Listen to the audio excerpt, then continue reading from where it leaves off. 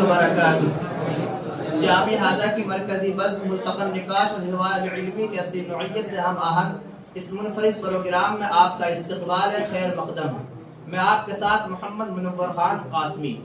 آج کے اس خاص پروگرام میں ہم بات کریں گے ایک ایسے مسلم آرگنائزیشن کی جو پچھلے 2-3 مہینوں سے سب سے زیادہ سرخیوں میں ہے، جس کو لے کر سیاسی پارٹیاں بھی میدان سیاست میں اپنا احتجاج درج کرانا ضروری سمجھ رہی ہیں۔ جی ہاں، ہم بات کر رہے ہیں مذہب اسلام سے جڑی ایک ایسی سنستھا، لاکھوں ایکڑ زمین کے مالک وقف بورڈ کی۔ آخر کیا ہے وقف بورڈ؟ کیا سچ میں وقف ایکٹ 1995 اور 2013 میں امینڈمنٹ کی ضرورت ہے؟ کیا ہے وقف ایکٹ 2024 کی اور 44 ترمیمات؟ کیا سچ میں بی جے پی گورنمنٹ وقف ایکٹ لا کر اس میں سدھار کرنا چاہتی ہے، یا اس کے پس پردہ کوئی اور سوچ کام کر رہی ہے؟ کیا ہے حکومت کا ایجنڈا؟ کیا ہندو اینڈومنٹ میں ترمیمات کی ضرورت نہیں ہے؟ کیا سچ میں وقف دیش کے ناگرکوں کی زمینیں ہڑپ رہا ہے؟ کیا واقعی آرمی اور ریلوے کے بعد سب سے زیادہ وقف پراپرٹی کا مالک ہے؟ کیا ہے سچائی؟ آخر کیوں منظور نہیں مسلم قائدین اور تنظیموں کو وقف ایکٹ میں ترمیم؟ کیا ہے ان کی دلیلیں؟ ایسے تمام سوالوں کے جوابات آج اس خاص پروگرام ہم تفصیل سے جانیں گے، لیکن اس سے پہلے ہم اس پورے معاملے کو ان شارٹ یعنی خلاصتاً سمجھنے کی کوشش کرتے ہیں۔ آڈینس، آئیے جانتے ہیں وقف کیا ہے۔ وقف تخفیف کے ساتھ عربی زبان کا مصدر ہے، جس کے لٹرلی یعنی لغوی معنی ٹھہرنے یا روکنے کے آتے ہیں۔ اس کی پلورل یعنی جمع اوقاف آتی ہے۔ وقف اسلامی قانون یعنی اسلامک لا کا ایک اہم حصہ اور مسلمانوں کی مذہبی ایک عبادت کا نام ہے۔ اسلامک اسکالرز کے اکارڈنگ اس کا مقصد گاڈ یعنی اللہ کی خوشی حاصل کرنا اور پبلک سے محبت کا اظہار کرنا ہے۔ اسی طرح پبلک ویلفیئر یعنی عوامی فلاح و بہبود، عوامی تعلیم و ترقی کے لیے مثلا مسجد، مدرسہ، مکتب، اسکول، کالجز، یونیورسٹیز وغیرہ قائم کرنا ہے اور غریبوں، یتیموں، محتاجوں کی امداد کرنا ہے۔ اس کا طریقہ کار یہ ہوتا ہے کہ کوئی بھی مسلم سے نان مسلم ویکتی اپنی نجی پراپرٹی کو اپنی خوشی سے اللہ کے نام پر مسجد، مدرسہ، مکتب، اسکول، کالجز، یونیورسٹیز، ہسپتال، مسافر خانہ، قبرستان یا کسی بھی چیریٹی کے لیے، رفاہی کاموں کے لیے وقف کر سکتا ہے، دان کر سکتا ہے۔ وقف کرنے والے ویکتی کو واقف کہتے ہیں۔ وقف اسلامک لوگ واقف کو اس بات کا حق دیتا ہے کہ وہ طے کرے اس کی طرف سے وقف کے لیے دی گئی شے یا اس سے ہونے والے بینیفٹ کا استعمال کہاں کرے اور کیسے کرے۔ مسلم جسٹس کے کہنے کے مطابق وقف کرنے کے بعد اب یہ پراپرٹی واقف کی ملکیت سے نکل کر اللہ کی ملکیت میں آ جاتی ہے اور واقف کی ملکیت ہمیشہ کے لیے اس سے ختم ہو جاتی ہے۔ اس لیے اس پراپرٹی کو نہ تو آپ کسی کو گفٹ کر سکتے ہیں اور نہ ہی آپ اس پراپرٹی کی کسی سے ڈیل کر سکتے ہیں، اور نہ ہی واقف کے ورثاء واقف کے انتقال کے بعد اس کی اس سمپتی پر اپنا دعویٰ کر سکتے ہیں۔ آڈینس، آئیے اب جانتے ہیں ہسٹری آف وقف ان انڈیا۔ اسلامک ہسٹری کے مطابق 632 عیسوی میں سب سے پہلے پیغمبر محمد صلی اللہ علیہ وسلم نے اسلام کی سب سے پہلی مسجد قباء کے لیے زمین خرید کر وقف کی۔ اس کے بعد آپ کے اصحاب یعنی فالوورز نے کئی ایک باغات، زمینیں، کنویں پبلک کے لیے وقف کیے، ڈونیٹ کیے۔ اس کے بعد 7ویں صدی عیسوی کے اندر جب عرب سندھ کے راستے سے ملک بھارت پہنچے اور وہاں اور یہاں انہوں نے ہزاروں سال حکومت کی، تو اسی دوران مسلم بادشاہوں نے مسجد، مدرسے بنوائے اور ان کے لیے بھاری ماترا میں جائیدادیں وقف کی۔ کہا جاتا ہے سب سے پہلے ہمارے ملک بھارت میں فیروز شاہ تغلق کے دور حکومت میں وقف کا نظام آرگنائز یعنی منظم ہوا۔ اس کے بعد شیر شاہ سوری اور اورنگزیب عالمگیر کے دور حکومت میں ایک بڑی تعداد میں چیریٹی ورک یعنی رفاہی کاموں کے لیے زمینیں وقف کی گئی۔ اس کے علاوہ عام مسلمان بھی اپنی دینی کاموں کے لیے زمین وقف کرتے رہے۔ الگ الگ صوبوں میں نوابوں نے زمینیں خرید کر وقف کے لیے وقف کرائی اور ان کے لیے مدرسے بنوائے۔ لیکن جب برٹش گورنمنٹ کے دور حکومت میں وقف کا نظام اور انہوں نے مدارس کو بند کر دیا، تو وقف کی جو پراپرٹیز ہیں ان کا مس یوز یعنی بے دریغ استعمال ہونے لگا، تو مسلمانوں کے پروٹیسٹ کرنے کی وجہ سے انگریز دور حکومت میں ہی وقف ایکٹ 1923 بنایا گیا۔ پھر اس کے بعد ملک کی آزادی کے بعد برس 1954 میں نہرو سرکار کے سمے وقف ایکٹ 1954 پارت کیا گیا، جس کے بعد اس کا نظام سینٹرلائزیشن ہوا۔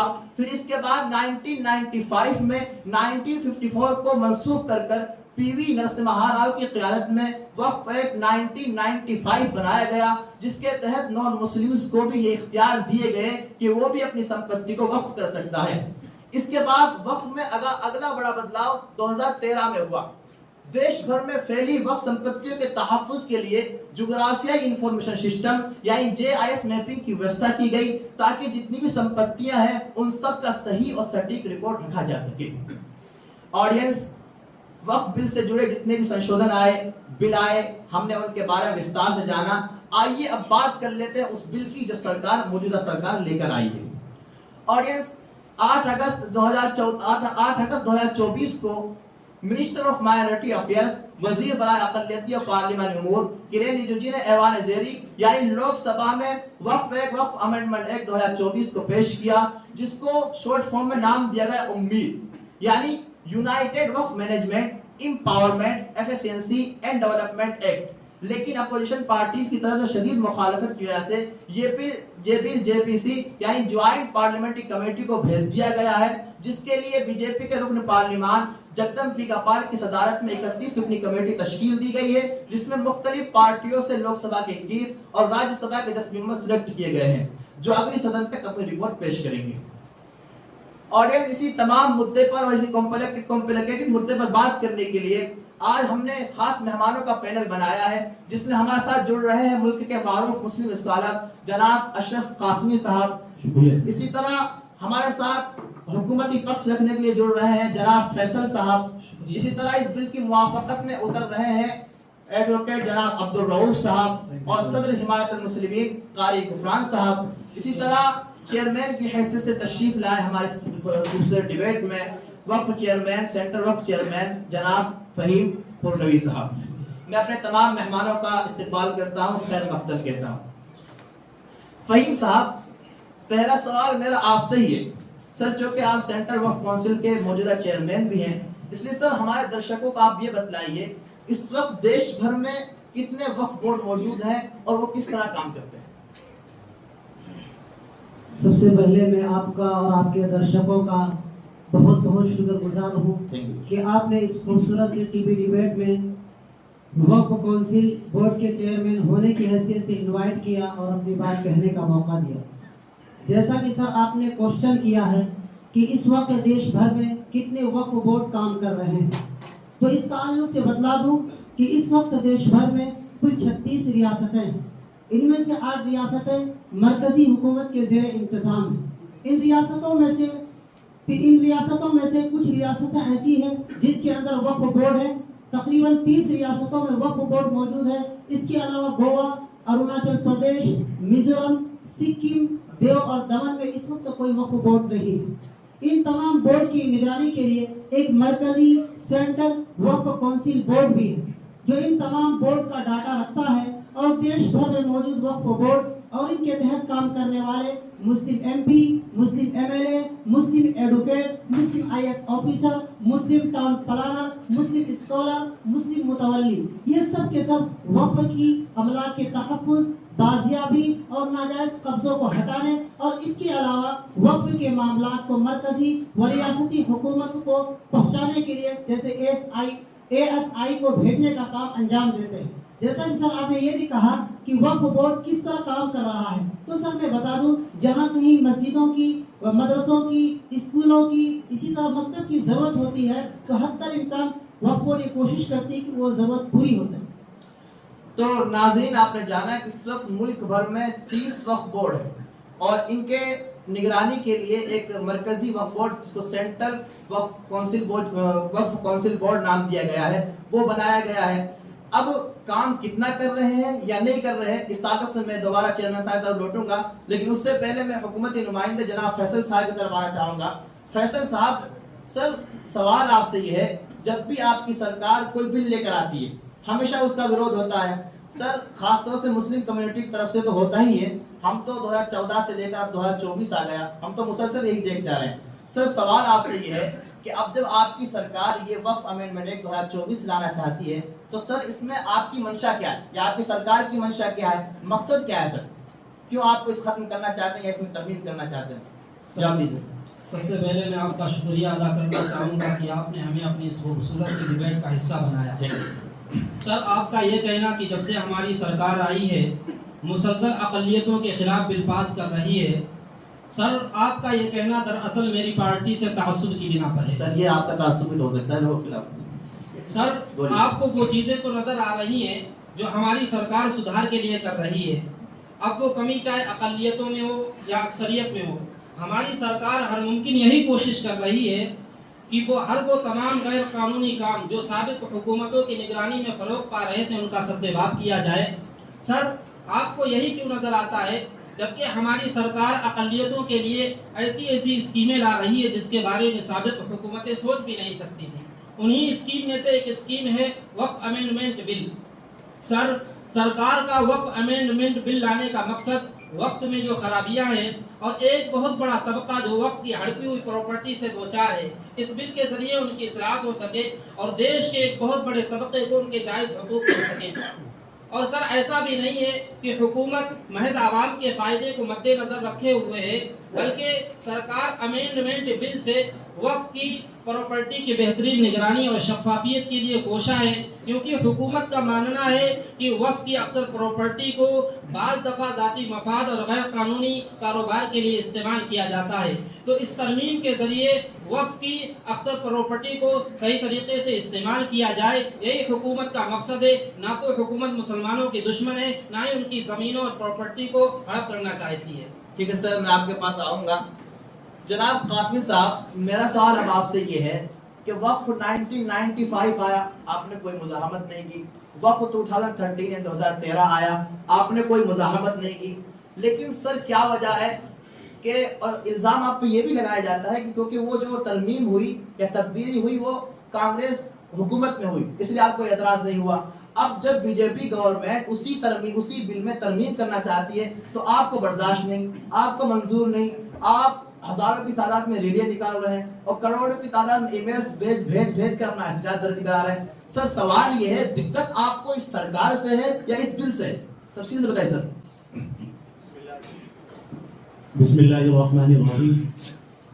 सबसे पहले मैं आपका शुक्रगुजार हूँ कि आपने वक्फ अमेंडमेंट बिल, जो कि इस वक्त मेन स्ट्रीम मीडिया का एक ख़ास मौजू बहस बना हुआ है, इस ख़ास मौजू पर डिबेट के लिए एक खूबसूरत से डिबेट में एक इंटेलेक्चुअल तबके के सामने इन्वाइट किया।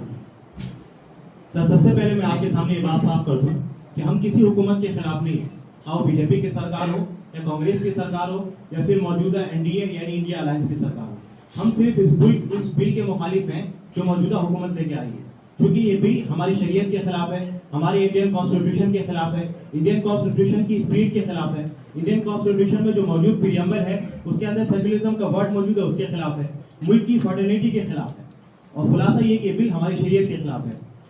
रही ये बात सर, 1 मिनट सर, रही ये बात कि आपने अभी ये बात कही कि 1995 में जो तरमीम हुई आपने उसकी मुखालफत नहीं की, 2009 में और 2013 में जो तरमीम हुई आपने उसकी मुखालफत नहीं की, और आप 2024 में आप मुखालफत कर रहे हैं। तो सर उसकी वजह ये है कि हमें देखना पड़ेगा कि इससे पहले की जितनी भी तरमीम हुई है वो किस तरह की थी और अब 2024 में किस तरह की तरमीम की बात हो रही है। जाहिर है कि इससे पहले जितनी भी तरमीम हुई है वो तरमीम वक्फ बोर्ड के निज़ाम को दुरुस्त करने के लिए और वक्फ बोर्ड के निज़ाम को खूबसूरत बनाने के लिए थी। लेकिन अफसोस की बात यह है कि अब 2024 में जिस तरमीम की बात कही जा रही है वो तरमीम वक्फ बोर्ड के निज़ाम को ख़त्म करने की एक साजिश है, और सबसे बड़ी बात यह कि हमारी शरीयत के खिलाफ है। ठीक है कासिम साहब, लेकिन सवाल यही होता है कि जब भी सरकार किसी मामले में रिफॉर्म करना चाहती है, इस्लाह करना चाहती है, आप उस मामले को शरीयत के अगेंस्ट देखते हैं। सर सवाल ये पैदा होता है कि जबकि एक बड़ा तरीका रहा है रिफॉर्म, जिसके जरिए वक्त के साथ अपने आप को बदलने का, अपने धर्म को बदलने का, लेकिन इस्लाम इस सिलसिले में बड़ा मुज़ाहमत करता हुआ नजर आता है। फिर सर छोड़िए उसको, तो आप तो सर ये बताइए कि ये बिल शरीयत के खिलाफ कैसे है?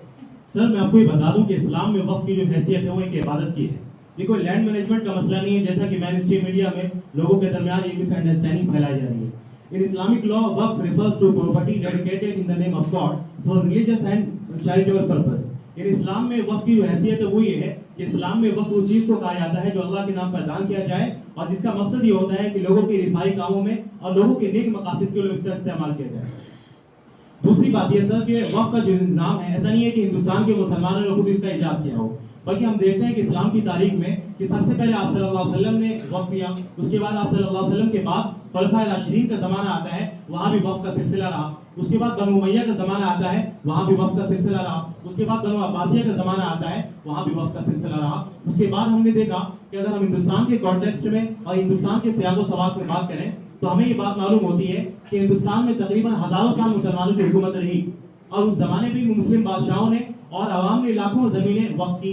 تو اس کا مطلب یہ ہوا کہ جو وقف کا نظام ہے یہ ہندوستان کے مسلمانوں نے خاص طور پہ ایجاد نہیں کیا ہے. اس کے بعد دیکھتے ہیں, ہم آگے بڑھتے ہیں, تو ہندوستان میں برطانوی حکومت کا تسلط ہوا اور اس کے نتیجے میں وقتی طور پر وقف کا نظام اور وقف بورڈ کا نظام خرد برد ہو گیا. لیکن اس کے بعد جب 1947 میں ہمارے دیش آزاد ہوا, اس کے بعد 1950 میں ہمارے اس دیش کے اندر ایک خوبصورت انڈین کانسٹیٹیوشن لاگو ہوا. اس کے بعد 1954 میں ہمارے اس دیش کے اندر ایک خوبصورت وقف ایکٹ کا نظام بنا. اسی وقف ایکٹ کے نظام سے ابھی تک یہ وقف کا نظام چلا آ رہا تھا. بقدر ضرورت اس میں ترمیم بھی ہوتی رہی, لیکن افسوس کی بات یہ ہے کہ اب تک 2024 میں جس ترمیم کی بات کی جا رہی ہے وہ ترمیم ایسی ہے کہ وقف بورڈ کے نظام کو ختم کرنے کی ایک زہریلی پیش رفت ہے, اور ظاہر ہے اس کے لیے ہم کسی بھی صورت میں تیار نہیں ہیں. ایک بات اور اخیر میں یہ کہ آپ نے یہ بات کہی کہ وقف کے بل لانے کا مقصد ریفارم کرنا ہے. اسی طریقے سے آپ نے یہ بات کہی کہ بل مسلمانوں کے فائدے کے لیے. اس کے لیے میں کہنا چاہوں گا کہ حکومت بھی عجیب ہے. کسانوں کے فائدے کے لیے بہت سارے بل لاتی ہے, کبھی MSP کے نام پر, کبھی فارمرز بل کے نام پر. کسانوں کو اس کا فائدہ سمجھ نہیں آتا. کسان سالوں سال اس کے خلاف پروٹیسٹ کرتے ہیں, اپنی جان گنواتے ہیں, اور ہزاروں کی تعداد میں ان کو زخمی ہونا پڑتا ہے. اس کا فائدہ کسانوں کو سمجھ میں نہیں آتا, صرف حکومت کو سمجھ میں آتا ہے. ٹھیک اسی طرح مسلمانوں کے خلاف یہ حکومت بل لاتی ہے, کبھی ٹرپل طلاق کے نام پر, کبھی یونیفارم سول کوڈ کے نام پر, کبھی NRC کے نام پر, کبھی CA کے نام پر. اور ٹھیک اسی طرح یہ حکومت ابھی بل لائی ہے وقف امینڈمنٹ بل. ان تمام بل کے اندر حکومت یہ کہتی ہے کہ یہ بل مسلمانوں کے فائدے کے لیے, حالانکہ مسلمانوں کو اس کا فائدہ سمجھ میں نہیں آتا. تو مجھے ایسا لگتا ہے کہ یہ جو فائدہ ہے یہ ایسا ہی ہے جیسا کہ یہ حکومت پچھلے 10 سالوں میں مسلسل دعویٰ کر رہی ہے. ایک بار اس حکومت نے دعویٰ کیا کہ انڈیا میں لوگوں کے اچھے دن آئیں گے, نہیں آئے. ایک بار اس حکومت نے دعویٰ کیا کہ اس ہندوستان کے شہری, ہر شہری کے بینک اکاؤنٹ میں 15 لاکھ آئیں گے, میرے اکاؤنٹ میں 15 لاکھ آئے. ابھی ہماری سرکار باقی ہے 15 لاکھ. سر یہی تو مسئلہ ہے کہ سر یہی تو کا کہنا یہ ہے کہ ابھی 10 سال حکومت اور کریں گے. سر یہی تو مسئلہ ہے کہ 10 سال میں آپ جھانسا دے کے 15 لاکھ 10 سال گزر گئے, ابھی مزید آپ 10 سال کا جھانسا دے رہے ہیں. اور ایسی حکومت جھانسا دے رہی ہے جس کا GDP کا سسٹم بگڑ گیا ہے اور لوگ بے روزگاری کا شکار ہیں, فائنینشیلی کنڈیشن بہت زیادہ کمزور ہو گئی ہے. تو ان تمام چیزوں سے بات معلوم ہوتی ہے یہ حکومت صرف بڑے بڑے دعوے کرتی ہے, اس دعوے کی کوئی حقیقت نہیں ہے. خیر قاسمی صاحب, سر آپ کی کمیونٹی میں ایک بڑا طبقہ ہے جو اس بل کی موافقت میں کھڑا ہے, اس لیے سر میں پتہ نہیں آپ کو یہ شریعت کیا کہیں دکھتا ہے, ان کو تو یہ دکھتا نہیں ہے. اس لیے میں صدر حمایت المسلمین قاری غفران صاحب کی طرف آنا چاہوں گا. تو جناب غفران صاحب, آپ بھی مسلم کمیونٹی سے ہی بلانگ کرتے ہیں اور آپ ایک تنظیم کے صدر بھی ہیں. سر میں نے آپ کا ریپرزنٹیشن دیکھا, اس میں آپ نے اس بل کی سپورٹ کی. تو سر سوال آپ سے یہ ہے کہ جب ایک بڑا طبقہ مسلمانوں کا اس بل کے خلاف میں کھڑا ہے تو آپ ایک صدر تنظیم حمایت المسلمین ہونے کی حیثیت سے کیوں اس بل کی موافقت میں کھڑے ہیں؟ سر اولا میں بس ابھی قلب آپ کا شکریہ ادا کرتا ہوں. شعبہ ملتقى النقاش والحوار العلمی کے بین تلے منعقد ہونے والے آج کے اس 12واں پروگرام میں تنظیم حمایت المسلمین کی طرف سے بحیثیت موافق وقت ترمیمی بل آپ نے مجھے انوائٹ کیا. سر کلمات تشکر کے بعد میں آپ کے سوال کے جواب میں عرض کروں گا کہ جب ہم تاریخ کی اسٹڈی کرتے ہیں, تاریخ کا مطالعہ کرتے ہیں, تو تاریخ ہمیں یہ بتاتی ہے کہ وقف بورڈ کی ترقی کے لیے, اس کے افادے کو مفید سے مفید تر بنانے کے لیے, اس کے املاک کو تحفظ فراہم کرنے کے لیے بوقت ضرورت اور بقدر ضرورت گاہے بگاہے وقف بورڈ کے قوانین میں ترمیمات ہوتی رہی ہیں, اور تمام لوگ ان ترمیمات کو بخوشی قبول بھی کرتے رہے ہیں. چنانچہ 1995 میں ترمیم ہوئی جسے ہم نے بلکہ تمام لوگوں نے قبول کیا. 2009 میں ترمیم ہوئی, اسے بھی قبول کیا گیا. 2013 میں ترمیم ہوئی, اسے بھی سب نے قبول کیا. اسی طرح آج 2024 میں وقف بورڈ کے استحکام کے لیے, اس کے دائرۂ کار کو وسیع تر بنانے کے لیے, غریبوں کی امداد اور پسماندہ طبقے کی بھلائی کے لیے تقریباً 44 ترمیمات پر مشتمل حکومت ہند ایک بل لے کر آئی ہے جو حکومت کی بہت ہی اہم پیش رفت ہے. اس لیے سابقہ ترمیمات کی طرح اس ترمیم کو میں بسر و چشم قبول کرتا ہوں, بلکہ میں تو حکومت کے اس اہم اقدام پر حکومت کا شکریہ ادا کرتے ہوئے یہ کہوں گا کہ یہ کام تو بہت پہلے ہی ہو جانا چاہیے تھا. پر غفران صاحب آپ ہیں نا جو خیر مقدم کر رہے ہیں، لیکن ایک مسلمانوں کا بڑا طبقہ ہے جو اس بل کی مخالفت کر رہے ہیں اور شدت کے ساتھ مخالفت کر رہے ہیں، تردید کر رہے ہیں. تو سر آپ کیسے اس کی موافقت کر سکتے ہیں؟ وہ کیا جواب دو گے آپ؟ سر جو لوگ اس بل کی تردید کر رہے ہیں، میں آپ کے توسط سے ان سے سوال کرنا چاہوں گا کہ اب تک کے وقف بورڈ کا جو ماحول اور سسٹم رہا ہے، آپ اسے دیکھ کر مجھے بتائیں کہ مسلمانوں کی ترقی کے لیے، ان کی فلاح و بہبود کے لیے وقف بورڈ نے اب تک کیا کیا ہے؟ مسلم جوان بچیاں جو شادی کے انتظامات نہ ہونے کی بنا پر جوان سے ضعیف العمر ہو جاتی ہیں، کیا وقف بورڈ نے ان کے لیے کچھ کیا؟ چھوٹے چھوٹے معصوم بچے جو سڑکوں پر بھیک مانگ رہے ہوتے ہیں، بلکہ اگر میں یہ کہوں تو شاید کوئی مبالغہ نہ ہوگا کہ آج سڑک پر چلنے پھرنے والا ہر چوتھا بھکاری مسلم ہے. کیا وقف بورڈ نے ان کے لیے کچھ کہا یا کچھ کیا؟ سر کووڈ-19 کے زمانے میں جب ساری دنیا موت و حیات کی کشمکش سے دوچار تھی، لوگ سانسوں کی جنگ لڑ رہے تھے، اس وقت اتنا بڑا وقف بورڈ جس کے پاس اتنی بڑی سمپتی ہے پورے طور پر غائب تھا، کسی کے تعاون کے لیے لمحے بھر کے لیے بھی نہ دکھا. سر اسی طریقے سے وقف بورڈ کا دعویٰ ہے کہ ہم رفاہی کام انجام دیتے ہیں، ہم عوام کی خدمت کرتے ہیں. سر آپ مجھے بتائیں کہ کیا وقف بورڈ نے اب تک ایسا کچھ کیا ہے؟ کیا اس نے کوئی ادارہ قائم کیا، یا اس نے کوئی مسافر خانہ قائم کیا، یا اس نے کوئی ہسپتال قائم کیا؟ سر اسی طریقے سے یہ بتائیں کہ مساجد کے ائمہ اور مؤذنین حضرات جو اپنی تنخواہوں کو لے کر پریشان رہتے ہیں، کیا ان کی راحت و سکون کے لیے وقف بورڈ نے کچھ کیا؟ سر آپ مجھے یہ بھی بتائیں کہ مسلم معاشرہ جو آج تعلیمی اعتبار سے پسماندہ طبقہ کہلاتا ہے، ان کی تعلیمی ترقی کے لیے آپ مجھے بتائیں کہ وقف بورڈ نے کیا کیا؟ سر بہت ہی افسوس کے ساتھ کف دست ملتے ہوئے یہ کہنا پڑ رہا ہے کہ وقف بورڈ نے کچھ نہیں کیا، سوائے اس کے کہ وقف بورڈ کے چیئرمین حضرات، اسی طریقے سے مسلم سرمایہ دار حضرات وقف بورڈ کی زمینوں پر ناجائز قبضہ کر کے اس پر اپنی بلڈنگیں بنوا رہے ہیں، اور وقف بورڈ کی زمینوں کا سر آپ نے یہ الزام تو لگا دیا کہ بلڈنگ بنوا رہے ہیں، اور آپ الزام پہ الزام لگائے جا رہے ہیں، ان کا کوئی پروف آپ کے پاس نہیں ہے، پھر ایسے ہی فائل چل رہی ہے؟ سر میں آن ریکارڈ بول رہا ہوں اور میرے پاس دلیلیں بھی ہیں. جی پیش کیجیے تو. میں آپ کو پہلی دلیل پیش کرتا ہوں. سر دہلی کی جامع مسجد کے سامنے تقریباً 600 گز زمین وقف بورڈ کی ہے. ابھی اس پروگرام میں آنے سے پہلے میں اپنی آنکھوں سے دیکھ کر آیا ہوں کہ وہاں پر ایک مسلم نے اپنی ذاتی دکان بنا رکھی ہے. اسی طریقے سے سر دوسری مثال، ابھی حالیہ دنوں میں حیدرآباد گیا تھا، وہاں میں نے مدینہ مارکیٹ کو دیکھا تو پتہ چلا کہ مدینہ مارکیٹ کے واقف نے اس زمین کو شرط کے ساتھ اور اس صلاحت کے ساتھ وقف کیا تھا کہ اس کا سارا پیسہ مدینہ منورہ جائے گا، لیکن افسوس کہ وہاں اس کا ایک پیسہ بھی نہیں جا رہا ہے. ٹھیک ہے سر، میں آپ کی بات سمجھ گیا. گویا کہ سر میرا سوال اب یہاں یہ پیدا ہوتا ہے کہ اگر جو آپ کرپشن گنا رہے ہیں وقف بورڈ کے اندر، اگر جو خرابی آپ نے گنائی اگر ان کو ختم کر دیا جائے تو کیا آپ اس بل کی مخالفت کریں گے؟ سر آپ کی سوال کا جواب میں دوں گا، لیکن اس سے پہلے ایک بات عرض کروں گا. میں آپ کی توسط سے آپ کی مشارکین کو اور سوشل میڈیا کے مادھیم سے تمام دیش واسیوں سے کہوں گا کہ یہ بل اگر اس کا نفاذ ہو جائے گا تو وقف بورڈ کے اندر جتنے کرپشن ہیں، اسی طریقے سے جتنی کمیاں ہیں، جتنی کوتاہیاں ہیں، ان سب کا خاتمہ ہو جائے گا. سر اب آپ کے سوال کا جواب دیتا ہوں. تو سر میں اس بات کو مانتا ہوں کہ اگر وقف بورڈ کے اندر جتنی کمیاں ہیں ان کا خاتمہ ہو جائے تو اس بل کی مخالفت کے لیے میں اپنی پوری تنظیم کے ساتھ مسلمانوں کے ساتھ آ جاؤں گا. سر مجھے آبجیکشن. جی سر میں کل سے آپ تک پاؤں گا، لیکن اس سے پہلے سر آپ بھی تو حمایت المسلمین کے صدر ہیں، آپ نے کون سا ایسا کارنامہ انجام دیا؟ سر میں بات میں سوال لیتا ہوں. میں بات سوال لیتا ہوں آپ سے. مجھے عبدالرؤوف صاحب آپ کی طرف آنا چاہوں گا. عبدالرؤوف صاحب آپ ایک ایڈوکیٹ ہیں اور سپریم کورٹ کے مشہور وکیل اشونی اپادھیائے کے ساتھ آپ اس عرضی کے اندر بھی داخل جس کو سپریم کورٹ میں وقف بورڈ کے خلاف انہوں نے چیلنج کیا. تو سر اب سوال یہاں یہ ہے آپ سے کہ آپ ایک ایڈوکیٹ ہونے کی حیثیت سے کیا آپ کو لگتا ہے کہ ایک سیکولر دیش میں ایک ایسا قانون، ایک ایسا وقف بورڈ جو سیکولرزم کو بڑھاوا دیتا ہونا چاہیے، یا اسی طرح لوگوں کی اس کو لے کر جو چنتا ہے ان کو آپ واجب سمجھتے ہیں؟ کیا کہتے ہیں sir? Thanks for inviting. Thank you mister Munawar.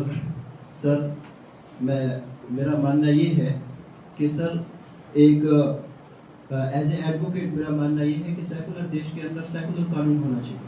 سر قانون جینڈر نیوٹرل ہونا چاہیے، ریلیجن نیوٹرل ہونا چاہیے اور ایکول پروٹیکشن نہ ہونا چاہیے. یعنی سر غیر جانبدارانہ مذہب، غیر جانبدارانہ جنس اور سر ہر ایک کے لیے یکساں حفاظتی قانون ہونا چاہیے. بالکل سر یہ بات میں نہیں کہہ رہا بلکہ بھارت کا سمویدھان کانسٹیٹیوشن آف انڈیا کا آرٹیکل 14 کہہ رہا ہے ایکوالٹی بیفور لا. یعنی قانون کی چھتری سب کے لیے ایک ہے.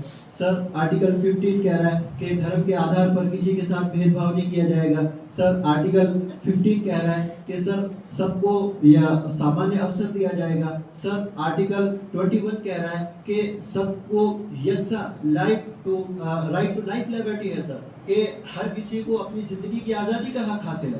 سر اسی طرح آرٹیکل 25 کہہ رہا ہے کہ سب کو اپنے ایک ساتھ دھارمک ادھیکار حاصل ہے. تو سر وقف بورڈ سر یہ ایک پرٹیکولر ہی کے لیے کیوں ہے سر یہ وقف قانون؟ لیکن وکیل صاحب آپ نے جو حوالہ دیا سمویدھان کا آرٹیکل 14 کا, تو سر ہمارے سمویدھان میں وہی 25 سے لے کر آرٹیکل 25 سے لے کر 28 بھی تو موجود ہیں جو خالص مسلمانوں کو یا کسی بھی ویکتی کو مذہب پر چلنے کا مکمل اختیار دیتے ہیں. تو سر جب مذہب پر چلنے کا مکمل اختیار ہے, اور آپ جانتے ہیں جیسے قاسمی صاحب نے بھی بتایا کہ یہ وقف بورڈ خالص مذہبی مسئلہ ہے, تو سر آپ کیسے قانون کا سہارا لے رہے ہیں؟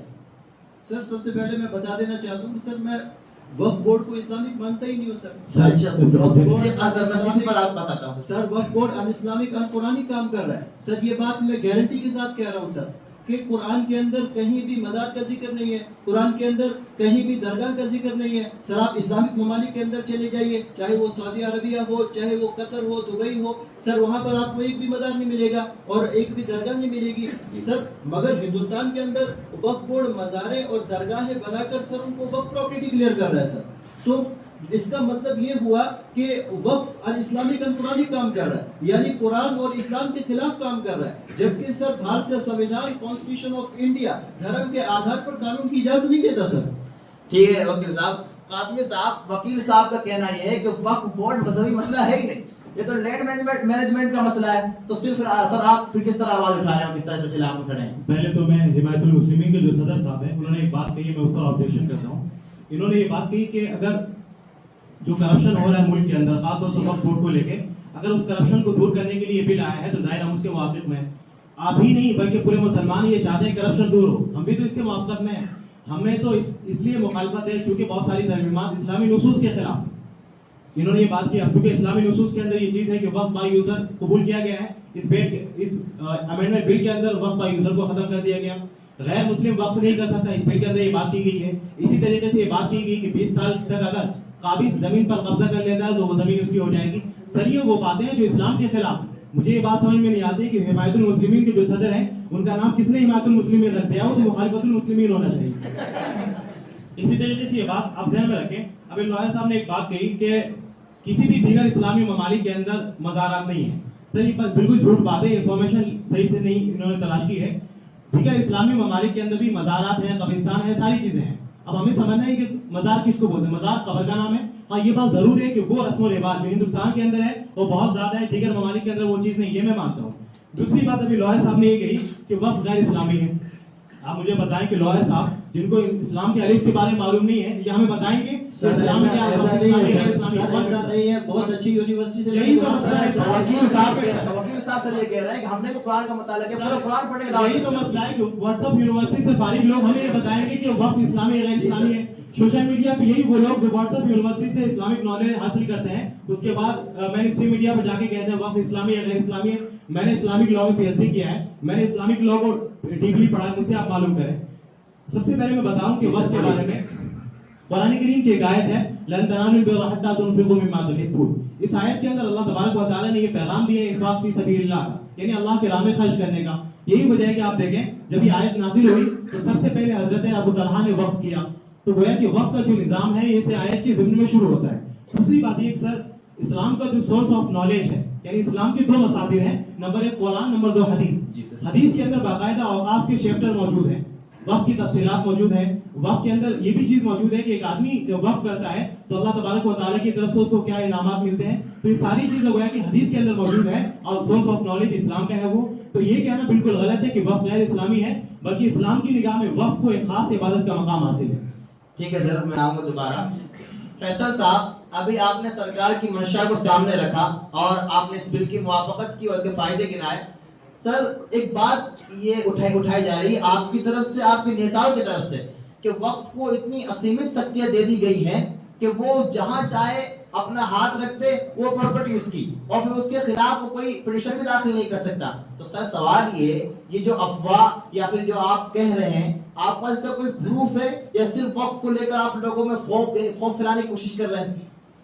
سر ایسا نہیں ہے، ہمارے پاس بہت سے ایویڈنس سے پروف ہیں جس سے یہ صاف معلوم ہوتا ہے کہ وقت ایک ایسا زہریلا اژدہا ہے جس نے پورے کے پورے گاؤں کو ختم کر دیا. ایک ایسی سنستھا ہے جو لوگوں کی زمینوں پر، لوگوں کی پراپرٹی پر نظر رکھتی ہے اور جب دل چاہتا ہے لوگوں کی زمینوں پر قبضہ کر لیتی ہے. ایک ایسا چنبک ہے کہ کسی پر ہاتھ رکھ دیتا ہے اس کو اپنا بنا لیتا ہے. سر ہمارے پاس ایسی بہت سی مثالیں ہیں جن کو میں نوٹ کر کے لایا ہوں، آپ کے سامنے بیان کرنا چاہوں گا. دلی کے 6 ہندو مندروں پر وقف نے دعویٰ کر دیا. اسی طریقے سے آندھرا کرناٹک کے 2 5 اسٹار ہوٹل پر وقف نے دعویٰ کر دیا. دلی کے کرتبیہ پتھ جہاں پر ریپبلک ڈے کی پریڈ ہوتی ہے وقف نے اس پر بھی دعویٰ کر دیا. سر بدرالدین اجمل صاحب نے بھی تو سر میں وہیں پہنچ رہا ہوں. جی سر جی. چندر شیکھر آزاد پارک جو کہ پبلک پراپرٹی ہے، وقف نے اس پر بھی اپنا دعویٰ ٹھونک دیا. تمل ناڈو کے اندر تروچیراپلی گاؤں کی زمین پر اور وہاں کے 1500 سال پرانے ٹیمپل پر بھی وقف کا دعویٰ ٹھونک دیا. سر مجھے یہ بتائیے کہ جو وقف کا معاملہ ہے 1400 سال پرانا ہے اور یہ مندر 1500 سال پرانا ہے، تو وقف کی زمین میں کیسے ہو سکتا ہے؟ اور تو اور انہی کے اسلامک اسکالر مولانا بدرالدین اجمل صاحب نے تو کمال ہی کر دیا. انہوں نے تو نئے پارلیمنٹ پر بھی وقف کا دعویٰ ٹھونک دیا.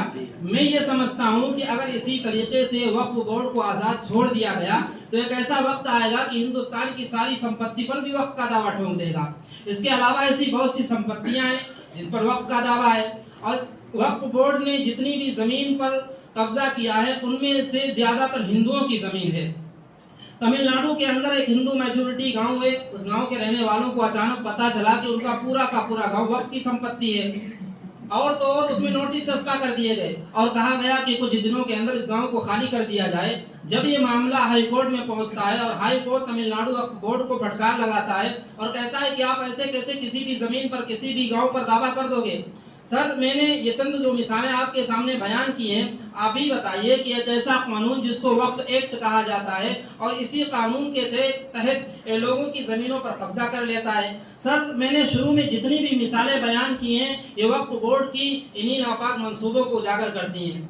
دیش میں سالوں سے وقف بورڈ کو جو آزادی ملی ہوئی تھی اسی آزادی کا ناجائز فائدہ اٹھا رہا تھا. جب چاہتا تھا لوگوں کی زمینوں پر قبضہ کر لیتا تھا. حکومت اسی آزادی کو محدود کرنے اور اس کی طاقت کو اسمت کرنے اور اس کے ناپاک منصوبوں کو ختم کرنے کے لیے بل لا رہی ہے. چیئرمین صاحب کہ سر کیا چل رہا ہے؟ اگر سر یہ صورتحال ہے کہ آپ کسی کی سمپتی پر کیسے دعویٰ کر سکتے ہیں؟ سر سوال یہ ہے کہ اگر وقف کے پاس اس سلسلے میں کسی رول کا پابند ہے جس کا کوئی پروسیس ہے تو آپ پیش کیجیے. اگر صورتحال یہی جو فیصل صاحب کہہ رہے ہیں پھر تو بڑی خطرناک صورتحال ہے سر، پھر تو ضرور روک رکھنا چاہیے اس پر. سب سے پہلے سر میں آڈینسوں کو بتانا چاہوں گا کہ حکومتی نمائندے نے جتنے بھی آبجیکشن وقف کے پراپرٹیز کو لے کر کیے ہیں یہ سراسر بے بنیاد الزام ہے. یہ اس سے تو ایسا محسوس ہو رہا ہے کہ وقف بورڈ واقعی ایک اژدہا ہے. سر میں ان کی باتوں سے بالکل بھی اتفاق نہیں رکھتا. یہ صرف اور صرف عوام کے درمیان ڈر اور خوف پھیلانے کی کوشش کر رہے ہیں. اس کے علاوہ حکومتی نمائندے نے پروف کے طور پر جن پراپرٹیز کو پیش کیا ہے یہ سراسر بے بنیاد الزام ہے. کیسے بنیاد سر یہ جو باتیں میں کہہ رہا ہوں ہمارے پاس پروف سے موجود ہے. میں تمام ڈاکومنٹ سے لے کر آیا ہوں. وقف سینٹر بورڈ میں تمام چیزیں موجود ہیں. ابھی جو انہوں نے تمل ناڈو کے ہندو گاؤں کا تذکرہ کیا اور درشکوں کو بتایا کہ وہاں ایک مندر ہے جو 1500 سال پرانا ہے. تو سر میں آپ کو بتانا چاہوں گا کہ وہ جس مندر کی بات یہ 1500 سال پرانا بتا رہے ہیں وہ 100 سال پہلے کا ہے. اور جو یہ بات کر رہے ہیں یہ میں یوں ہی نہیں کر رہا ہوں بلکہ ہمارے پاس اویڈنس موجود ہے، میں آپ کے سامنے پیش کر رہا ہوں. دوسری بات سر اس معاملے کو حکومت کے حوالے کر دیا گیا تھا اور حکومت نے ہندو کمیونٹی کے حق میں فیصلہ بھی کر دیا ہے.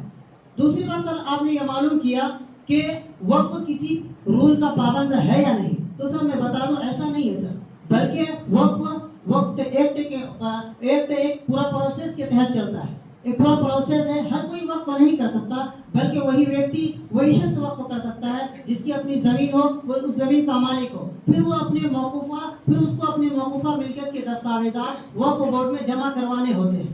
اس کے بعد عوام کی اطلاع کے لیے وقف بورڈ اخبار میں اس کو شائع کرتا ہے تاکہ کسی کو اگر آبجیکشن ہو تو پیٹیشن وقف بورڈ میں داخل کرا سکے. اور اس کے بعد حکومت ایک شرع کمشنر مقرر کرتی ہے تاکہ وہ اس زمین کی جانچ پڑتال کرے اور اس کے بعد واقف کی وقف کی تصدیق کرے. اس کے بعد یہ تمام پروسیس کے بعد اس کو ریاستی گزٹ میں اس زمین کو شامل کر لیا جاتا سر. سر ایک منٹ سر, پھر اس کو نوٹیفیکیشن کو 1 سال کے اندر وقف ٹریبیونل میں لوگ چیلنج کر سکتے ہیں. سر یہ کہنا کہ کسی زمین پر وقف دعویٰ کر کے اس کو اپنا بنا لیتے ہیں, سر یہ دعویٰ کے اندر کوئی جان نہیں ہے سر. ٹھیک ہے سر. قاسمی صاحب ابھی چیئرمین صاحب نے جواب دیا, لیکن آپ جو کہ اس کی بل کی بڑی موافقت کر رہے ہیں اور بل کی موافقت یا مخالفت میں آپ کر رہے ہیں اور شدت سے مخالفت کر رہے ہیں. سر جب اتنی مثالیں دی گئی, ایک دو تو صحیح ہیں, آپ کہیں پہ ہاتھ رکھتے ہو پراپرٹی آپ کی ہو جائے اور سرکار اگر اس کو اسیمت شکتیوں کو سیمت کرنے کے لیے کوئی قانون لے کر آپ کو اعتراض ہے؟ سر مسئلہ اس کا نہیں ہے جو انہوں نے بات کہی, جیسے ابھی لوئر صاحب نے بات کی تھی, جو حکومتی نمائندے انہوں نے بات کہی کہ جس زمین پر یہ انگلیاں رکھ دیتے ہیں وہ زمین ان کی ہو جاتی ہے. سر یہ بالکل جھوٹ بات ہے. دراصل یہ ایسا جملہ ہے جو جذباتی ہے اور اس جملہ سب سے پہلے پارلیمنٹ ہاؤس میں یوز کیا گیا.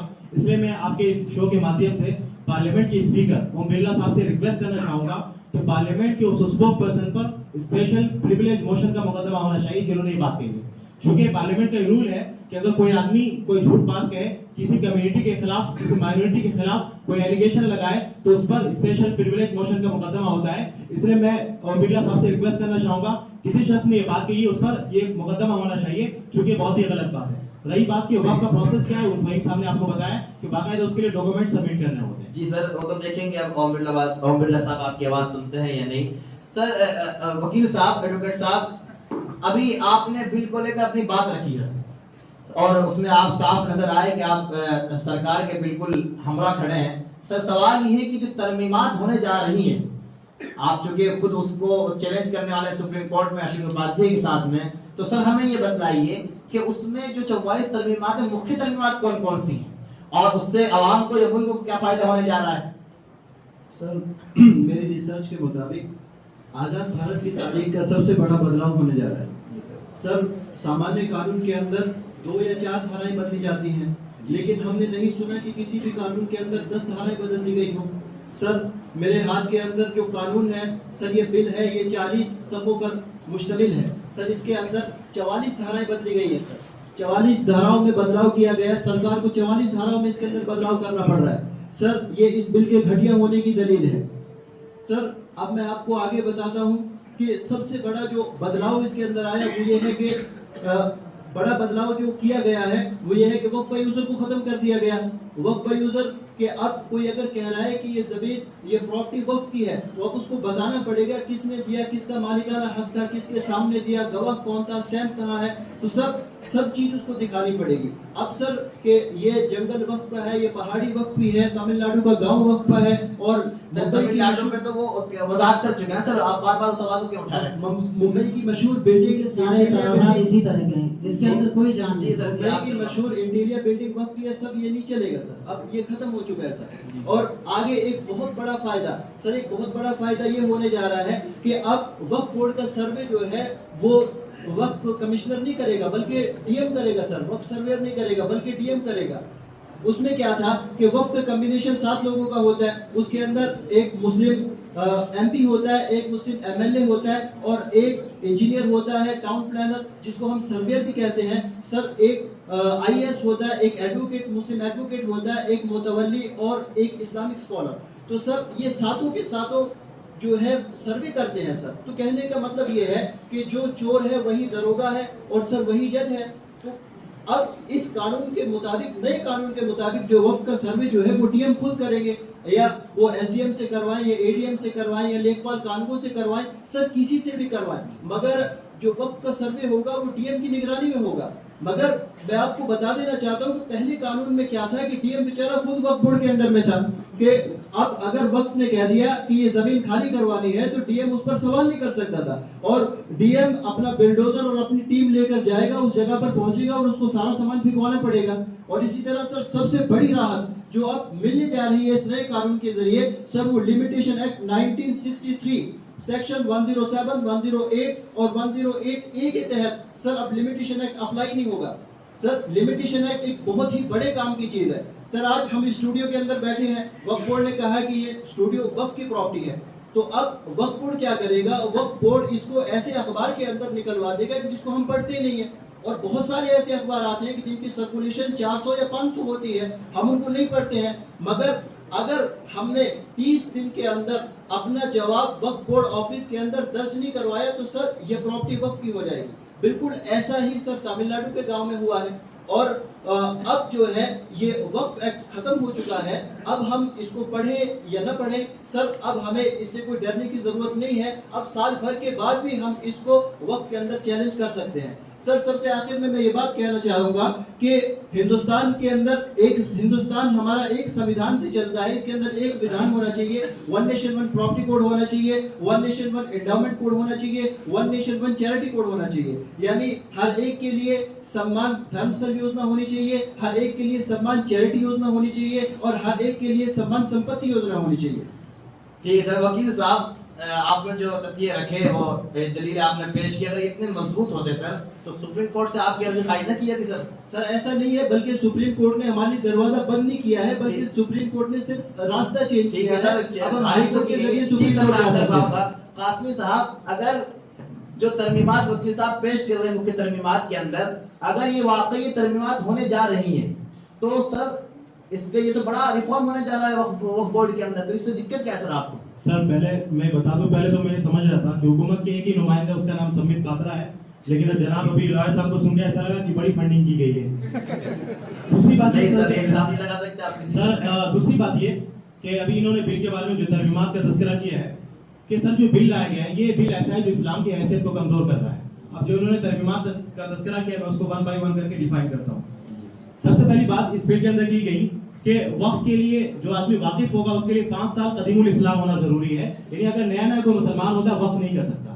یہ بالکل عقل کے خلاف بات ہے۔ کبھی کبھی ایسا ہوتا ہے کہ ایک انسان اسلام قبول کرتا ہے اور اس نعمت پر اللہ تبارک و تعالیٰ کا شکر ادا کرتے ہوئے وہ اپنی پراپرٹی کو وقف کرتا ہے، عقل و شعور کی حالت میں کرتا ہے، تو اس حالت میں اس کے وقف کو قبول نہ کرنے کی کوئی وجہ نہیں ہے۔ دوسری بات سر یہ کی گئی وقف بائی یوزر کی۔ وقف بائی یوزر کا مطلب ہوتا ہے زبانی وقف کرنا۔ اس بل کے اندر زبانی وقف کو مسترد کر دیا گیا ہے، ریجیکٹ کر دیا گیا ہے۔ ظاہر یہ بھی شریعت کے خلاف ہے چونکہ شریعت کے اندر وقف بائی یوزر کو قبول کیا گیا ہے۔ آپ بتائیں سر کہ وہ تمام زمینیں جو مسلم حکمرانوں کے زمانے میں اور عوام نے وقف کی ہیں، ظاہر ہے کہ وہ ساری زمینیں وقف بائی یوزر ہیں۔ اب حکومت رجسٹرڈ نہ ہونے کی صورت میں ساری زمینیں حکومت لے لے گی، جو کہ حکومت کا اصل مقصد ہے، اس لیے ہم اس ترمیم کے بھی خلاف ہیں۔ ہم یہ تو کہہ سکتے ہیں کہ حکومت وقف بائی یوزر کا جو ان کا قانون ہے، حکومت یہ کہہ دے کہ اب کے بعد جو آدمی وقف کرے گا، یعنی اب کے بعد 2024 کے بعد جو آدمی وقف کرے گا اس کو وقف بائی یوزر کا قانون فالو کرنا پڑے گا، یعنی وقف بائی یوزر کے ساتھ ساتھ میں رجسٹر بھی کرانا پڑے گا۔ ظاہر ہم اس کو ویلکم کرتے ہیں، لیکن یہ بات کہنا کہ وقف بائی یوزر بالکل قبول نہیں ہے اور ساری زمینوں کو ہڑپنا، ظاہر ہم اس کی بالکل بھی موافقت نہیں کرتے ہیں۔ اس کے بعد اس بل کے اندر ایک بات یہ کی گئی کہ غیر مسلم وقف نہیں کر سکتا۔ یہ بھی عجیب بات ہے، اسلام کے اندر غیر مسلم کا وقف معتبر ہے۔ ایک طرف حکومت یہ کہہ رہی کہ غیر مسلم وقف نہیں کر سکتا، دوسری طرف حکومت یہ کہہ رہی کہ غیر مسلم وقف بورڈ کے مرکزی عہدوں پر فائز ہوں گے۔ یہ بھی ڈبل اسٹینڈرڈ ہے۔ آپ بتائیں کہ کیا ہندو وقف بورڈ میں مسلم ممبر بن سکتا ہے؟ نہیں بن سکتا، چاہے کاشی وشوناتھ مندر ہو یا آندھرا پردیش کا ہو یا تلنگانہ کا ہو یا تمل ناڈو کا ہو، ان تمام ہندو وقف بورڈ میں کوئی مسلم ممبر نہیں بن سکتا۔ تو ظاہر ہے کہ ہندو کوئی مسلم ممبر نہیں بن سکتا، تو اسی طریقے سے مسلم وقف بورڈ میں بھی نان مسلم ممبر نہیں بن سکتا۔ یہی اصل حقیقت ہے، اور اگر حکومت یہ کہتی ہے کہ مسلم ممبر بن سکتا ہے اور یہ چیزیں ہیں تو ظاہر ہم اس کو قبول کرتے ہیں۔ ٹھیک ہے سر، سوری 1 منٹ سر۔ اسی طریقے سے اس بل کے اندر ایک بات یہ بھی کی گئی کہ اگر کوئی واقف اور کوئی وقف کی زمین پر کوئی قابض 20 سال سے قبضہ کرتا ہے تو 20 سال سے قبضہ کرنے کی صورت میں وہ وقف کی زمین اس قابض کی ہو جائے گی۔ یہ بھی عقل کے خلاف بات ہے، چونکہ ہم نے دیکھا کہ ہندوستان کا جو جوڈیشری سسٹم ہے، عدالتی نظام ہے، اتنا کمزور ہے۔ ایک آدمی اپنی زمین کے بارے میں پیٹیشن فائل کرتا ہے اور فیصلہ جو ہوتا ہے اس کے پوتے کے زمانے میں ہوتا ہے، 60-70 سال گزر جاتے ہیں، لیکن اس کے بعد بھی فیصلہ ہونے کے بعد اس کو اصل مالک کو اس کا حق دیا جاتا ہے، وہ زمین کا مالک بن جاتا ہے۔ لیکن اس بل کے اندر یہ بات کی گئی کہ صرف 20 سال اگر قابض نے وقف کی زمین پر قبضہ کر لیا تو وہ زمین اس قابض کی ہو جائے گی۔ یہ بھی عقل کے خلاف بات ہے۔ اسی طرح آخری ترمیم کا میں تذکرہ کروں گا، وہ مکھی ترمیم یہ ہے، اس حکومت نے یہ کہا کہ مسلم اوقاف کے پاس جو زمینیں ہیں وہ 9 لاکھ ایکڑ یا اس سے زیادہ کی زمینیں ہیں، وہ ساری زمینوں کو صرف 6 مہینے کے اندر رجسٹرڈ کرانا ہے۔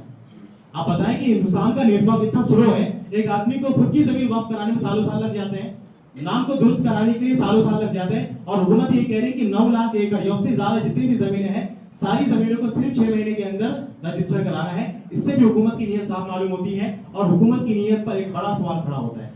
फैसल साहब, अभी आपने इस्लामिक स्कॉलर को सुना, उन्होंने अपनी बड़ी मजबूत दलीलें रखी। आप सर ये बताइए, वक्फ ट्रिब्यूनल जो है, इससे आपको क्या दिक्कत है सर? अगर कोई नॉन मुस्लिम या मुस्लिम अगर वहाँ अपना मसला लेकर जा रहा है तो उससे आपको दिक्कत होना नहीं चाहिए सर। वो भी एक कोर्ट है, दूसरी भी कोर्ट है। सर, जहाँ तक कि ट्रिब्यूनल की बात है, ट्रिब्यूनल में ऐसे कई सेक्शन मौजूद हैं जो इस वक्त चर्चा का विषय भी बनी हुई है। उसमें एक सेक्शन है 83 जिसमें यह कहा गया है कि ट्रिब्यूनल में जो जज बैठेगा वो इस्लामिक लॉ का जानकार ही होगा, उसके अलावा कोई दूसरा नहीं बैठेगा। सर, आप मुझे ये बताइए, वक्फ किसका है? मुसलमानों का, जज भी मुसलमानों का, वकील भी मुसलमानों का और तो ट्रिब्यूनल भी मुसलमानों का। अब अगर वक्फ बोर्ड किसी हिंदू की संपत्ति पर दावा करता है और वो हिंदू अपनी अर्जी ट्रिब्यूनल में दाखिल करता है, क्या आपको ऐसा लगता है कि ट्रिब्यूनल वक्फ के खिलाफ उस हिंदू के हक में फैसला देगा? मुझे तो ऐसा नहीं लगता है कि ट्रिब्यूनल वक्फ के खिलाफ उस हिंदू के हक में फैसला देगा। और अगर ट्रिब्यूनल ने वक्फ के हक में फैसला दे दिया और वो फैसला सही भी है, हक भी है, तो क्या आपको लगता है कि वो हिंदू उस फैसले पर यकीन करेगा, उस फैसले को मानेगा? वो तो ये समझेगा जिसकी लाठी उसकी भैंस है। तो ऐसा ट्रिब्यूनल जिसके जरिए लोगों में इख्तिलाफ फैल रहा है और ट्रिब्यूनल खुद शक के दायरे में आ रहा है, जो भाईचारा है वो खत्म हो रहा है। हुकूमत ये चाह रही है कि इस ट्रिब्यूनल को बिल्कुल खत्म कर दिया जाए, एक ऐसा न्यूट्रल कोर्ट, न्यूट्रल फोरम बनाया जाए जिसमें हिंदू भी हों, मुसलमान भी हों, ताकि जो हमारे देश का भाईचारा है वो बाकी रहे। यही हुकूमत का मकसद है, इसके अलावा हुकूमत का और कोई मकसद नहीं। सर, एक नॉन मुस्लिम अगर इस फैसले से, ट्रिब्यूनल के फैसले से मुतमईन नहीं है तो सुप्रीम कोर्ट और हाई कोर्ट के दरवाजे खुले हैं, वहाँ चैलेंज कर सकता है। सर, क्या मसला है इसमें? सर, प्रॉब्लम तो यही है सबसे बड़ी, ट्रिब्यूनल से फैसला आने के बाद 85 के तहत वो किसी दूसरी अदालत में जा ही नहीं सकता। सर, ये बात आप हिंदू एंडोमेंट के लिए नहीं उठाते। खैर सर, कल सर मैं आपकी तरफ आना चाहूँगा। सवाल सर ये है आपसे कि मुल्क में एक ऐसा कोर्ट जो सुप्रीम कोर्ट से भी ऊपर, हाई कोर्ट से भी ऊपर, जबकि सुप्रीम कोर्ट मुल्क में सबसे बड़ा कोर्ट होता है, वहाँ हर पिटीशन को, हर फैसले को आप चैलेंज कर सकते हैं, लेकिन ट्रिब्यूनल के फैसले को आप वहाँ चैलेंज नहीं कर सकते। ये ऐसा ही नहीं है सर। इसमें मैं कोट करके लेके आया हूँ, ये जो वक्फ बोर्ड 1995 है उसमें सेक्शन 85 में लिखा है कि आप अगर ट्रिब्यूनल कोई फैसला कर देता है, आप उसके फैसले को ना तो सुप्रीम कोर्ट में चैलेंज कर सकते हैं और ना ही हाई कोर्ट में चैलेंज कर सकते हैं। तो सर, अगर हुकूमत उस ट्रिब्यूनल को खत्म करके एक न्यूट्रल कोर्ट लाना चाहती है तो आपको दिक्कत है सर उससे? सर, मुझे इसी बात का तो मसला है कि हुकूमत जब जाती है पार्लियामेंट के अंदर तो संविधान हाथ में लेके आती है, लेकिन बात करती है तो संविधान के खिलाफ। अभी ये बात कही गई कि वक्फ ट्रिब्यूनल के बारे में बात चल रही है। सर, वक्फ ट्रिब्यूनल जो बना है ये मुसलमानों ने अपनी तरफ से नहीं बनाया है। जाहिर है कि जो इंडियन कॉन्स्टिट्यूशन बना 1950 में और जो वक्फ एक्ट बना 1954 में, तो सर यहाँ पे ट्रिब्यूनल जो बनाया गया है वो आर्टिकल 323 के तहत ट्रिब्यूनल बनाया गया है। 95 के एक्ट में और इसी तरीके से 2013 में जो एक्ट बना है उसमें भी बीजेपी ने मुत्तफिका तौर पर इस वक्फ ट्रिब्यूनल को तस्लीम किया है, उसको सपोर्ट किया है। अब मालूम नहीं क्यों 2024 में इसकी मुखालफत वो कर रही है। इसी तरीके से एक बात ये बताएं, एनजीटी का अलग ट्रिब्यूनल है, रेलवे क्लेम्स का अलग ट्रिब्यूनल है, इनकम टैक्स का अलग ट्रिब्यूनल है। जब इन तमाम चीज़ों का अलग अलग ट्रिब्यूनल है, उससे किसी को तकलीफ नहीं है, लेकिन अगर तकलीफ है तो मुसलमानों के वक्फ ट्रिब्यूनल से यकीनन ये समझिए कि एक माइनॉरिटी के अंदर और माइनॉरिटी के बारे में एक जहरीली पेशरफ्त है और माइनॉरिटी के खिलाफ मुल्क के अंदर एक तशद्दुद का माहौल पैदा किया जा रहा है। दूसरी बात ये सर कि अभी एक बात ये आई कि ट्रिब्यूनल के फैसले के खिलाफ आप हाई कोर्ट में पिटीशन फाइल नहीं कर सकते, ये बात भी गलत है। अकॉर्डिंग टू आर्टिकल 323 के तहत आप ट्रिब्यूनल के हर फैसले के खिलाफ हाई कोर्ट के अंदर रिव्यू पिटीशन फाइल कर सकते हैं। तो ये बात गलत है, बल्कि ट्रिब्यूनल के खिलाफ जो भी शहरी को ऐसा लगता है कि ट्रिब्यूनल ने मेरे खिलाफ फैसला दिया है और ये गलत फैसला है, तो जाहिर है कि वो हाई कोर्ट के अंदर पिटीशन फाइल कर सकते हैं। लेकिन सर, ये लिखा है 85 में। जी सर, लेकिन मैं भी तो सर ये हवाले दे रहा हूँ, आर्टिकल 323 का सही से आपने पढ़ा ना हो, ये भी हो सकता है। ठीक है सर, मैं आप तरफ आऊंगा दोबारा। गुफरान साहब, मैं आपसे सवाल लेना चाहूंगा। इस बिल के सवाल के जवाब में भी आपने इससे पहले कहिए कि अपने तथ्य रखे कि मुसलमानों की बड़ी तादाद है और इस बिल के खिलाफ में है। हमारे साथ वही कुछ लोग ऐसे भी हैं, बल्कि इससे जो आप जिसकी मुखालफत में उतरे हुए हैं, मुसलमानों की बड़ी तादाद है जिसने लाखों बड़े करोड़ों की तादाद में ईमेल्स किए और जब किसी जॉइंट पार्लियामेंट्री कमेटी को भेजे तो सर आप उनको क्या जवाब दोगे? आप कैसे, आपको इंसान होना चाहिए, बल्कि आप मुखालफत में खड़े हैं। सर, ये आपका बहुत अहम और बहुत अच्छा सवाल है। सर, मैं आपको बताता हूँ कि ईमेल्स कहाँ से आई। तो सुने सर, کہ مساجد کے ممبر و محراب سے اعلان کر کر کے اسی طریقے سے مسلم پرسنل لا بورڈ نے، جمعیت علماء ہند نے اپنے رضاکاروں کو اسی طریقے سے 18 سال کے 20 سال کے بچوں کو زمین میں یہ کہہ کر اتارا تھا کہ اس دیش میں ہمارے اسلام کے لیے، ہماری عزت و آبرو کے لیے اور ہمارے تشخص کی بقا کے لیے یہ آخری جنگ ہے، جبکہ اس سے مقصود جمعیت علماء کا، اسی طریقے سے دیگر ملی تنظیموں کا وقف بورڈ کو تحفظ فراہم کرنا نہیں ہوتا تھا، بلکہ خود اپنی حفاظت کرنی ہوتی تھی، کیونکہ ایک بڑی تعداد میں انہوں نے وقف کی زمینوں پر اپنی آفس وغیرہ بنا رکھی ہیں۔ تو سر میں کہہ رہا تھا کہ مسلم تنظیموں کے بچے معاشرے میں جاتے تھے، کوئی ان کا موبائل لے کر ای میل کر رہا ہے، کوئی ان کا موبائل لے کر ای میل کر رہا ہے، جبکہ موبائل والے کو یہ بھی پتہ نہیں ہوتا تھا کہ ای میل کہتے کسے ہیں۔ سر ہماری وہ مائیں بہنیں جن کو گھر میں چولہے پر روٹی پکانے کے سوا کچھ بھی معلوم نہیں ہے، ان کے موبائلوں سے بھی ای میل کیے گئے ہیں۔ آپ خود تحقیق و تفتیش کر لیجئے، حقیقت آشکارا ہو جائے گی۔ سر لیکن اگر پھر بھی آپ کو سمجھ میں نہ آئے تو میں آپ سے ایک معصوم سا سوال کرتا ہوں کہ کروڑوں کی تعداد میں جتنی ای میل آئی ہیں، پہلے آپ تحقیق و تفتیش کر لیں کہ اتنی بڑی تعداد میں مسلمان پڑھے لکھے ہیں بھی یا نہیں ہیں، کیا اتنے مسلمان ای میل کرنا جانتے بھی ہیں یا نہیں۔ مجھے امید ہے کہ ان باتوں سے آپ سمجھ گئے ہوں گے کہ ان ای میلز کی کیا اہمیت ہے، ان کا کیا ویلیو ہے اور کس حد تک ان کا اعتبار کیا جا سکتا ہے۔ سر اگر پھر بھی سمجھ میں نہ آئے تو اس کے سے اور کیا کہا جا سکتا ہے کہ ختم اللہ علی قلوبہم وعلی سمعہم وعلی ابصارہم غشاوہ۔ ارے سر وہ ان کا اپنا مسئلہ ہے نا، ان کا اپنا مسئلے کے لیے کچھ بھی آواز اٹھائیں، کسی کو تیار کریں، کسی غیر مسلم کو نہیں بھیجا، انہوں نے اپنے خود مسلمان کو تیار کیا ہے، چاہے بچے ہوں چاہے مائیں بہنیں ہوں۔ خیر سر میں سوال آپ سے بعد میں لیتا ہوں۔ چیئرمین صاحب غفران صاحب کو بھی آپ نے سنا، انہوں نے وقف بورڈ کی کئی حقیقتیں کھول کے آپ سامنے پیش کی۔ سر میں آپ سامنے کچھ ڈیٹا رکھنا چاہوں گا، ایک رپورٹ آسان پیش کرتا ہوں۔ 2009 کے اندر وقف بورڈ کی جو سمپتی تھی وہ تقریباً 4 لاکھ ایکڑ تھی۔ اس 2009 سے لے کر 2024 تک ان کئی سالوں چند سالوں کے اندر وقف کی جو پراپرٹی ہے وہ 4 لاکھ ایکڑ سے 9 لاکھ ایکڑ تک پہنچ رہی ہے۔ بلکہ سر کہا یہ جا رہا ہے کہ وقف کی جو پراپرٹی ہے وہ ڈیفینس اور ریلوے کے بعد سب سے زیادہ پراپرٹی کا مالک وقف بورڈ ہے۔ تو سر اتنی بڑی پراپرٹی کیسے اتنی تیزی سے پراپرٹی بڑھ سکتی ہے؟ سر اس سے صاف معلوم یہی ہوتا ہے، پھر یہ سوال اٹھتا ہے کہ جہاں چاہے ہاتھ رکھ دیا سمپتی گھوشت کر دیا۔ سر سب سے پہلے حمایت المسلمین کے صدر قاری غفران صاحب نے کہا کہ 18 سال کے بچے 20 سال کے بچے ای میل کر رہے ہیں۔ سب سے پہلے تو یہ سمجھنا چاہیے 18 سال کے بچے نہیں ہوتے، وہ نوجوان ہوتے۔ دوسری بات سر جو انہوں نے کہا کہ ایک عورت روٹی پکانے والی عورت بھی ای میل کر رہی ہے، تو بھائی آپ آزاد دیش میں رہ رہے ہیں، ہر کسی کو بولنے کا، ہر کسی کو ووٹ ڈالنے کا حق حاصل ہے، اس لیے عورت سے اس حق کو آپ کیوں چھیننا چاہ رہے ہیں؟ دوسری بات سر جیسا کہ آپ نے سوال کیا کہ 2006 یا 2009 کی رپورٹ آپ نے پیش کی ہے کہ 4 لاکھ ایکڑ زمینیں تھی، اب وقف بورڈ کے پاس 9 لاکھ ایکڑ زمینیں ہیں۔ تو سر اگر 9 لاکھ ایکڑ زمینیں ہیں تو بھی کسی کو آبجیکشن کرنے کا کوئی ادھیکار اور حق نہیں ہے۔ رہا مسئلہ وقف کی زمینوں کی بڑھوتری کی، تو اس لیے کہ واقف کی تعداد بڑھ رہی ہے تو زمینیں بھی بڑھ رہی ہیں۔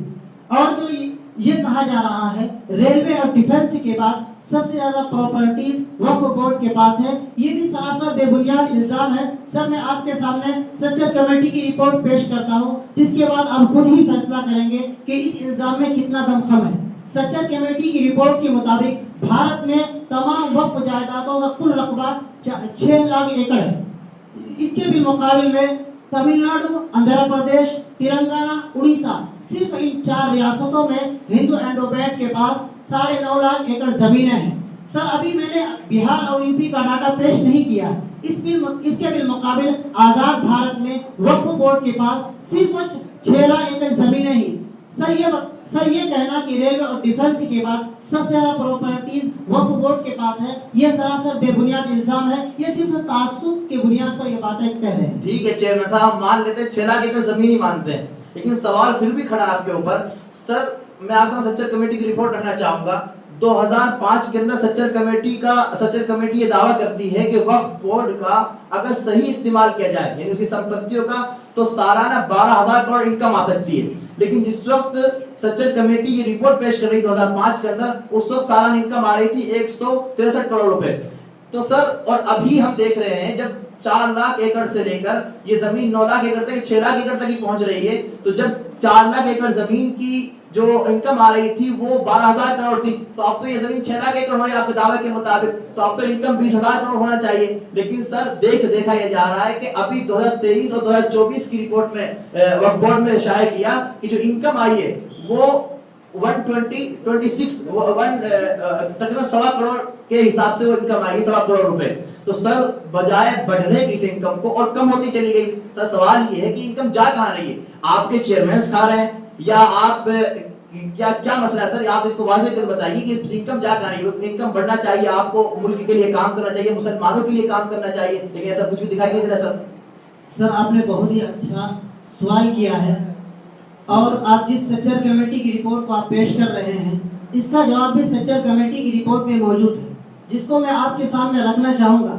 سچر کمیٹی کی رپورٹ کہتی ہے وقف پراپرٹیز میں ایک بڑی پرابلم انکروچمنٹ کی ہے کہ تمام پرائیویٹ پیریس اور کئی کیسز میں سرکاری ایجنسی وقف پراپرٹیز پر قبضہ کر کے بیٹھی ہوئی ہے اور پرائیویٹ لینڈ پر قبضہ کر کے بیٹھی ہوئی ہے، اور 2 طریقے سے پروسیس دکھاتی ہے. ایک تو سیدھا قبضہ کرو، نہ رینٹ دو اور نہ پیمنٹ دو. اگر رینٹ دو تو ایسے پرانے ریٹ سے دو جس کا کوئی سینس بنتا ہی نہیں.